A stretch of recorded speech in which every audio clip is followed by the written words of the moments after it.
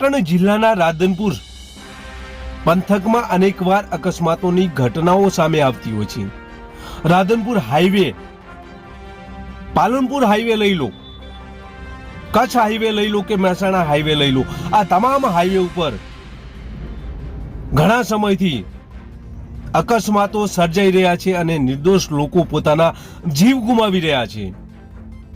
આ અકસ્માત અનેકવાર થતા આ પંથકના લોકોમાં, આ પંથકના નાગરિકોમાં ભય છે. ત્યારે આ ભય વચ્ચે ફરી 4 લોકોએ પોતાના જીવ ગુમાવ્યા છે. રાધનપુરથી નજીકના એટલે કે 3-4 કિલોમીટરની ત્રિજ્યા અંતરમાં મહેસાણા હાઈવે ઉપર બસ અને ટ્રક વચ્ચે અકસ્માત થયો હતો અને આ અકસ્માતમાં 4 લોકોએ પોતાના જીવ ગુમાવ્યા છે. 2 ડ્રાઈવરો અને 2 કંડક્ટરો આમને સામને આ જે વાહનોના ડ્રાઈવરો કંડક્ટરો છે તેમણે જીવ ગુમાવ્યા છે તેની આજે વાત કરવી છે. નમસ્કાર, ક્રાઇમ આવાજ ન્યૂઝમાં તમારું સ્વાગત છે. હું છું તમારો નાનજીભાઈ ઠાકોર. આમ તો રાધનપુર વિસ્તારમાં અકસ્માતની ઘટનાઓ અનેકવાર સામે આવતી હોય છે. આવી અકસ્માતની ઘટનાઓ સામે આવતા સમગ્ર પંથકમાં અરેરાટી છે અને ચિંતા પણ છે. તેવામાં ફરી રાધનપુર વિસ્તારમાં એક અકસ્માતની ઘટના સામે આવી છે. આ અકસ્માતમાં 4 લોકોએ પોતાના જીવ ગુમાવ્યા છે.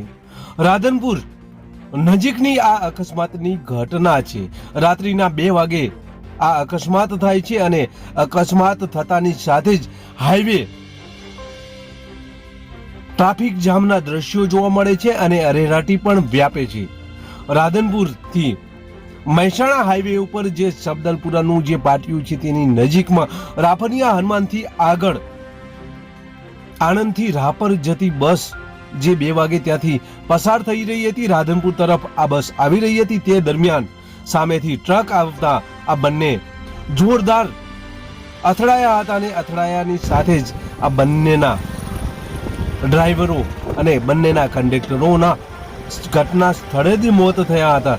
આ અકસ્માત એટલો ગંભીર હતો કે આ બંને જે વાહનોની બોડી છે તે બોડી ચકનાચૂર થઈ હતી અને આ રાત્રિના સમય દરમિયાન અકસ્માત થતા અરેરાટી વ્યાપી હતી. ટ્રાફિક જામના દ્રશ્યો પણ જોવા મળ્યા હતા. આ ટ્રાફિક જામના દ્રશ્યો સામે આવતાની સાથે જ રાધનપુર પોલીસને જાણ કરવામાં આવી હતી. રાધનપુર પોલીસ પણ ઘટના સ્થળે દોડી ગઈ હતી. 108 મારફત 6 લોકોને હોસ્પિટલમાં ખસેડવામાં આવ્યા હતા. 4 લોકોના મોત થયા છે.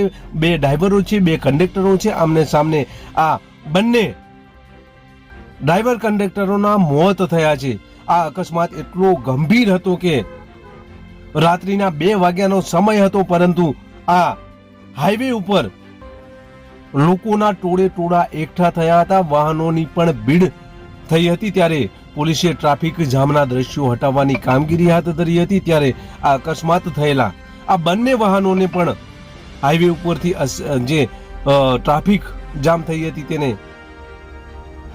ખસેડવાની કામગીરી શરૂ કરવામાં આવી હતી. આમ રાધનપુર પંથકમાં આ ગંભીર અકસ્માત થતા સમગ્ર પંથકમાં અરેરાટી છે અને ત્યારે ચિંતા પણ સમગ્ર પંથકમાં જોવા મળી રહી છે.